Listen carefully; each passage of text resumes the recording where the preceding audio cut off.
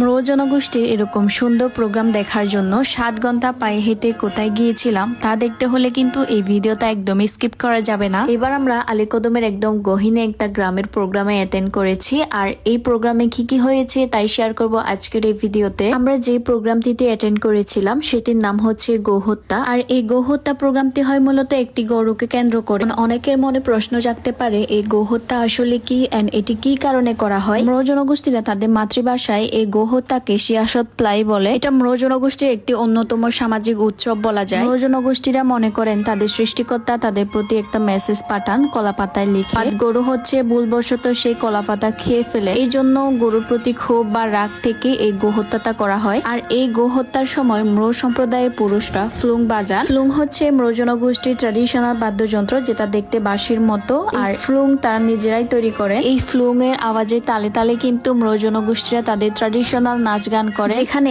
গোহত্যা করা হবে সেখানে গরুর সাইজে করে একটি বেড়া দেওয়া হয়, আর এটিকে সুন্দরভাবে ট্র্যাডিশনাল স্টাইলে সাজানো হয়। আর গরুকে এই ভিতরে রেখে এর চারপাশে ঘুরে ঘুরে ফ্লুং বাজিয়ে নাচ করা হয়। আর এভাবে বেশ কিছুক্ষণ ফ্লুং বাজিয়ে নাচ করতে করতে কখন যে গোহত্যাটা করা হবে আপনি টেরই পাবেন না। এই যে দেখেন, যখন গোহত্যা করা হচ্ছিল বা নাচ করা হচ্ছিল তখন কিন্তু আমি সেখানেই ছিলাম, বাট কখন যে গরুকে হত্যা করা হয়েছে আমি টেরই পাইনি। আর এই গোহত্যা করার সময় গরুকে কিন্তু নরমালি গলা কেটে হত্যা করা হয়। আর এই গোহত্যা ম্রো জনগোষ্ঠীরা তাদের ট্র্যাডিশনাল স্টাইলে তীর মেরে করে। যখন গোহত্যা করা শেষ হয় তখনই কিন্তু এই ফ্লুং বাজানো শেষ হয়। গোহত্যা করা শেষ, এবার যিনি এই গরুটা দিয়েছেন গোহত্যা করার জন্য ওনার বাড়িতে গরুটা নিয়ে যাওয়া হবে। এরপর সবাই মিলে রান্না করে খাবেন এই গরুটা।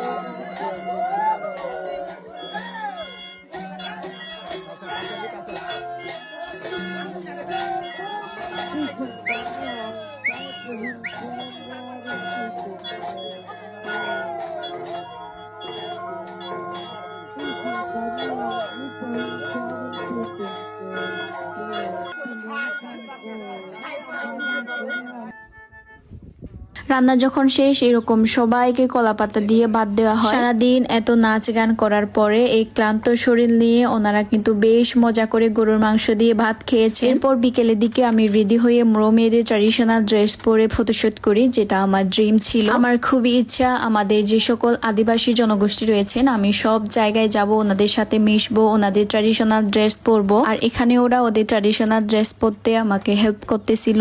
আর এটাই হচ্ছে আমার ম্রো গার্লস লুক। আমরা সবাই বাংলাদেশি হলেও আমাদের সবার কালচার ধর্ম কিন্তু এক না। আমি মনে করি যে অন্যের ধর্মকে রেসপেক্ট করতে পারে না, অন্যের কালচারকে রেসপেক্ট করতে পারে না, তার ধর্মে আসলে কোনো মর্যাদাই নেই। তার ধর্ম বা তার কালচার যদি এতটাই ভালো হয় তাহলে সে অবশ্যই তার কালচার বা ধর্ম থেকে এই শিক্ষাটা পেত যে অন্যজনের কালচার বা ধর্মকেও তার ধর্মের পাশাপাশি রেসপেক্ট করতে হয়। তার সমাজ বা তার সংস্কৃতি তাকে এই শিক্ষা দিত যে নিজেদেরকে বড় দেখানোর জন্য অন্যদেরকে ছোট করতে নেই। নিজে থেকে গিয়ে বলতে হয় না যে আমার ধর্ম ভালো, আমার সংস্কৃতি ভালো, আমার এটা ভালো ওইটা ভালো। আপনার যদি ভালো হয় সবকিছু তাইলে অটোমেটিকলি মানুষ দেখবে সবকিছু, যেদিকে বলার কিছু নেই। তো এই ছিল আজকে আমার ভিডিও।